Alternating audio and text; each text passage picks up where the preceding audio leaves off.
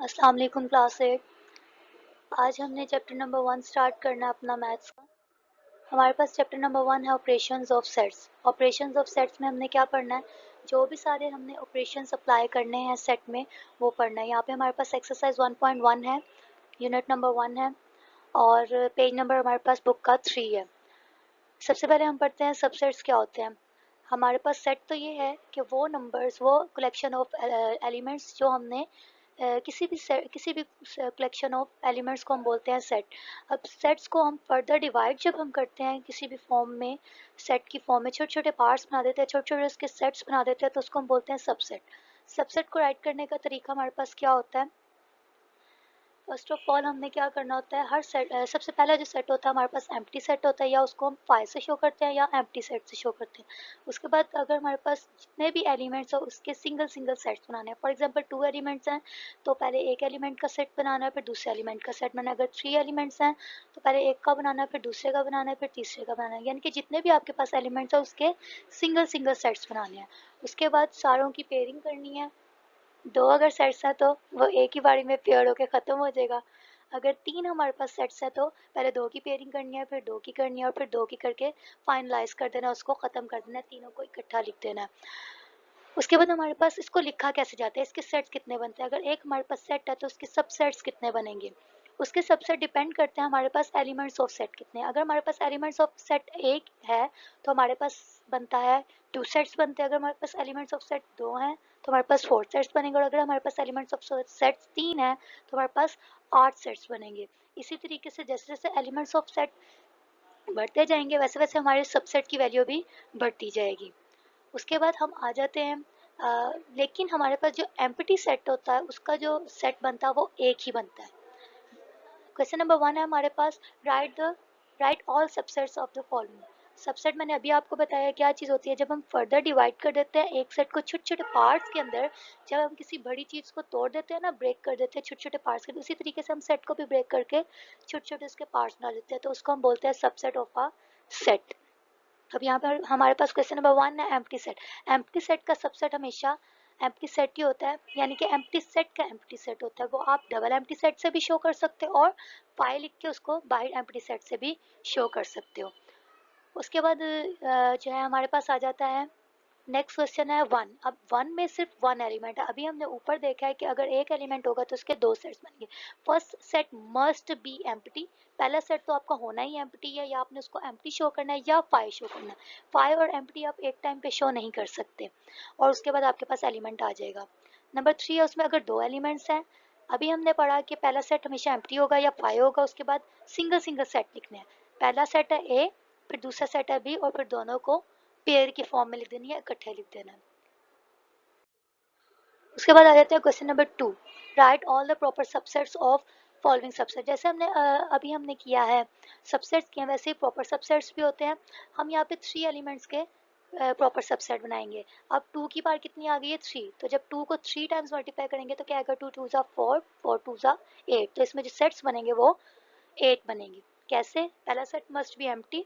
First set जो है वो हमारा लाजमी तौर पे एम्प्टी होना चाहिए। उसके बाद सेट 1, फिर 2, देन 3, और फिर इसकी पेयरिंग होगी 1 को 2 के साथ और 1 को 3 के साथ, फिर उसके बाद 2 को 3 के साथ। इसी तरीके से आपने इसकी पेयरिंग लाजमी करनी है। उसके बाद जब ये पेयरिंग हो जाएगी तो उसके बाद तीनों सेट्स को कंबाइन करके एक ही जगह लिख देना। अब आप इसको काउंट कर सकते हैं हमारे पास कितने सेट बने हैं। 5 1 1 2 1 2 3 4 5 6 7 8, टोटल हमारे 8 सेट्स कंप्लीट हो गए हैं। इसके बाद हम इसको फर्दर नहीं लिख सकते क्योंकि हमारे पास 3 एलिमेंट्स के मैक्सिमम जो सेट्स होते हैं वो 8 ही बनते हैं। उसके बाद आ जाता है पावर सेट। पावर सेट को पी से डिनोट करते हैं। पावर सेट में हम क्या करते हैं, हमारे पास करना हमने सबसेट की तरह ही होता है, लेकिन इसके बाहर भी ब्रैकेट्स आती हैं। यानी कि आपके पास जो सेट है उस सेट्स के बाहर भी ब्रैकेट्स लिखनी है। आपने लिखना है let P is equal to, हमारे पास पावर सेट है और p इज इक्वल टू क्या होगा, -1 और 1। अब यहाँ पे हमारे पास आ गया है p इज इक्वल टू क्या होगा, पहले 5 यानी कि एम्प्टी सेट। एम्प्टी सेट से पहले भी एक ब्रैकेट आती है, फिर -1 1, फिर -1 1, और उसके बाद भी एक ब्रैकेट आनी है।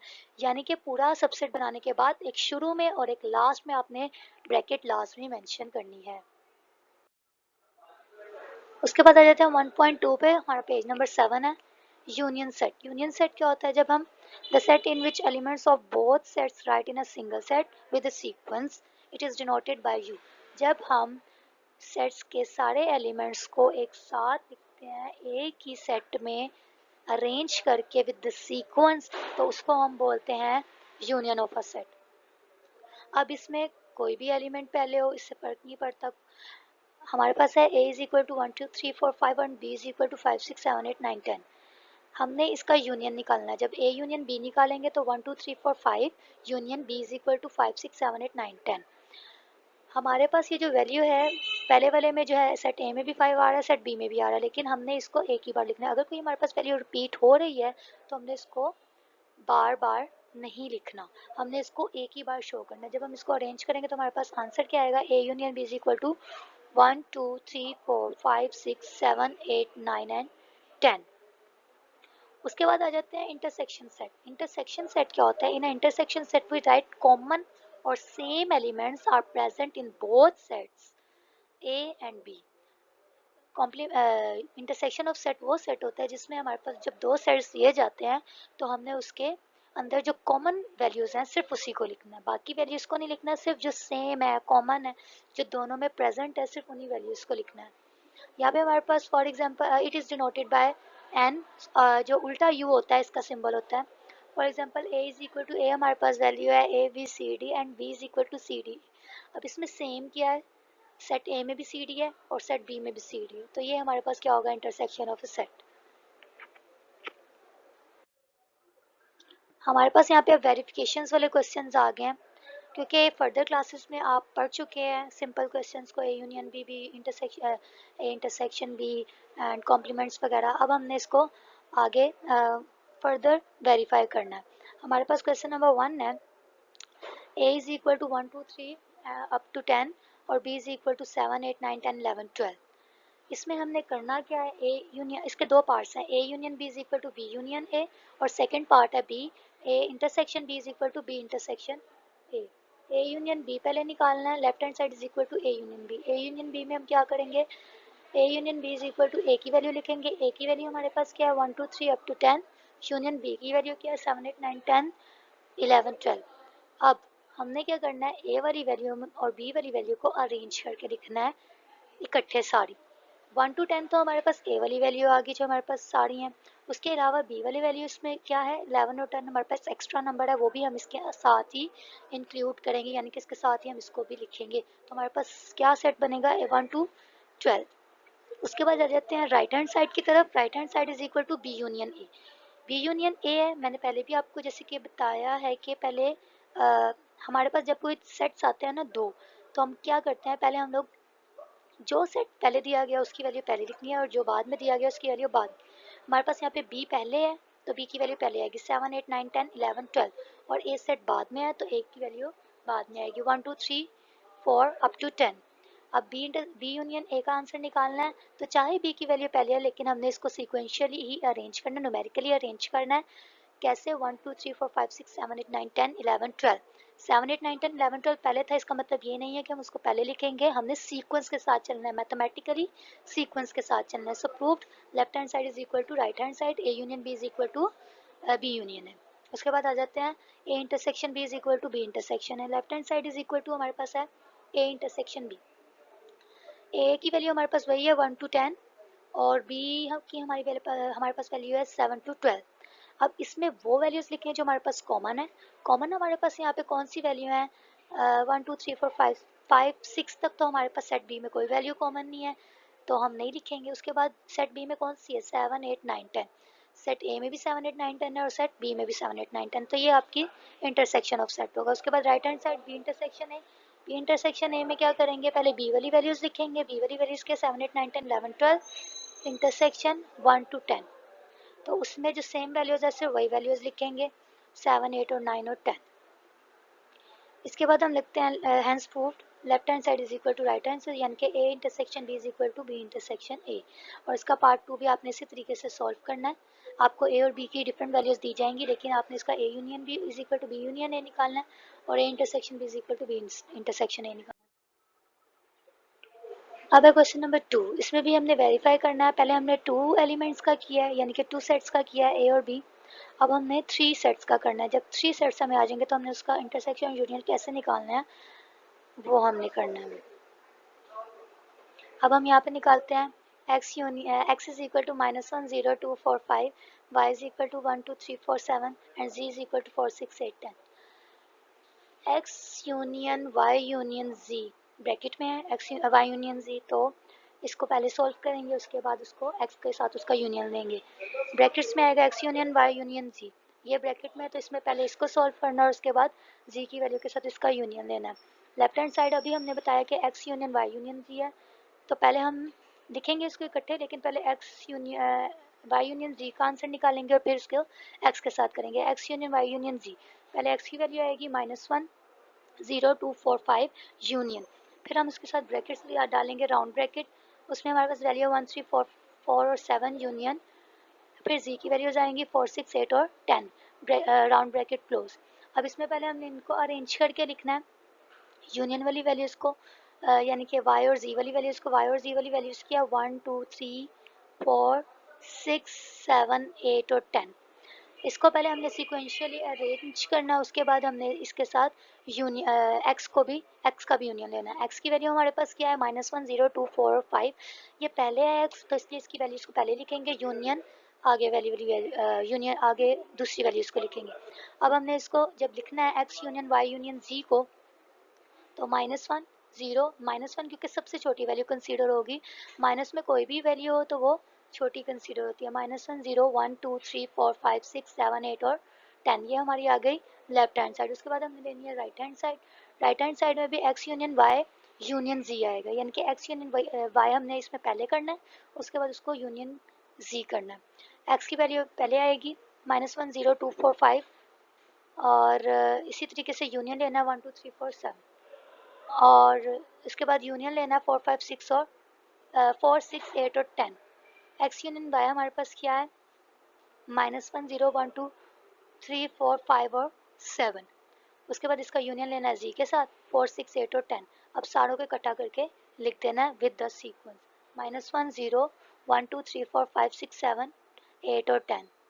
सो left hand side is equal to right hand side. इसी तरीके से इंटरसेक्शन भी करना है, X intersection Y intersection z, x intersection y intersection z is equal to x intersection y intersection z।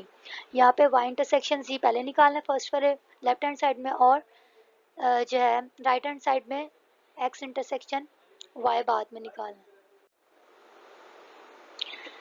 अब हमने यहाँ पे इंटरसेक्शन निकालना है, x intersection y intersection z। Left hand side is equal to x intersection y intersection z।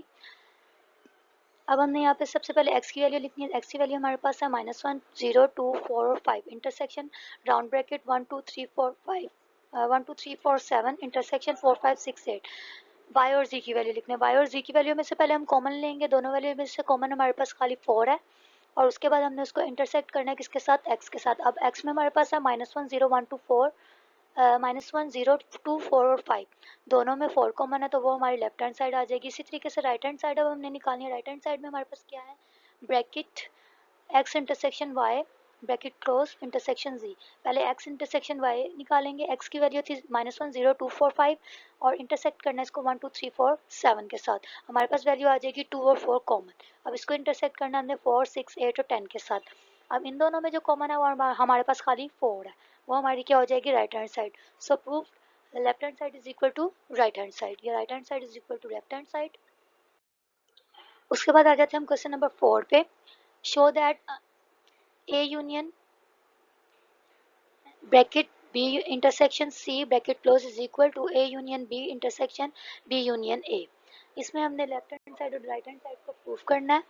हमारे पास A, अगर हमारे पास A is equal to 0, B is equal to 0 1 और C is equal to empty set हो, तो हमने इसको प्रूफ करना है। लेफ्ट हैंड साइड हमारे पास क्या थी, ए यूनियन बी इंटरसेक्शन सी।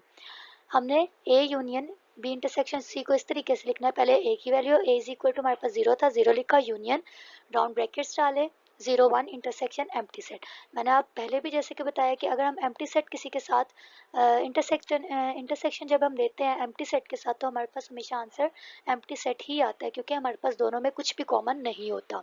इसी तरीके से 0 और एम्प्टी सेट का जब यूनियन लेंगे तो हमारे पास जो भी एलिमेंट है वो आ जाएगा। यहाँ पे हमारे पास 0 है तो हमारे पास 0 आएगा। ये हमारी आ गई right hand side. Left hand side, अब हमने राइट हैंड साइड निकालनी है। राइट हैंड साइड में हमने ए यूनियन बी निकालना है, ए यूनियन सी निकालना है और दोनों को आपस में कॉम्प्लीमेंट ले लेना है। ए यूनियन बी क्या है 0, ए की वैल्यू 0 है और यूनियन बी की वैल्यू क्या है 0 1।